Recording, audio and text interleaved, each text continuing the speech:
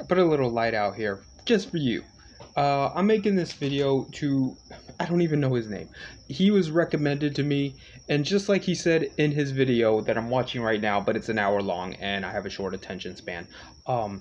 He is saying how it got introduced to a bunch of people because of the algorithm and saying the word manifest. I have a lot to say on that subject matter because if you look at my videos, the first video I uploaded on this channel in particular was a tarot reading, and I've done tarot readings before. I'm more than willing to do them again. If you have a request for a tarot reading, I will give you one.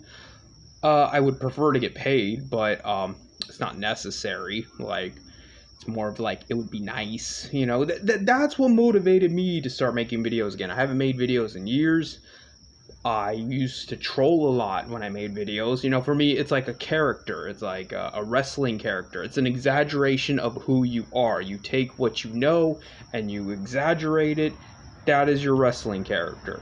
So, you know, I kind of thought internally that's not going to make sense to normies. You know, a guy that both does tarot readings and says some pretty poignant things and then bitches a lot and acts obnoxious. But you know what? Fuck it. Because normies are sending $600,000 to a racist woman to call a little autistic toddler the N-word. And I can't call people the N-word. I mean, I can, but I won't keep an account up very long when I do. You know, I'm not getting 600K. I should get 600K. I should fucking get 600K just for existing. Look how pretty I am. So, you know, fuck it. Just fuck it, just do it. I'm just gonna do it. And the reason why this relates back to you and your video is because manifesting for me was my first introduction to maybe Christianity isn't all that bad. Like, I was always very misotheistic. Not atheist, not agnostic. Misotheism is a very particular term that means the hatred of, not disbelief in God. I've been calling myself a Satanist since I was 12 years old. Since I was 12 fucking years old, I read the Satanic Bible and was like, you know what, this makes a lot of sense to me. I also need to reiterate that there is Laveyan Satanists and theistic Satanists. Now, I'm sure most of you watching this know the difference between the two, but what you don't know is that they both suck ass. The Laveyan Satanists are just the mouthpiece of the Democratic Party, and the theistic Satanists are the black metal, you know, growling about Jews in a meth shed type Satanists.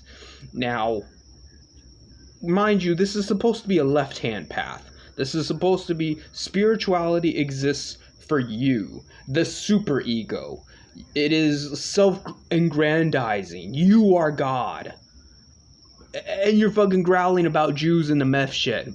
Or just being a whiny liberal. You know what I'm saying? Like, that doesn't make any sense.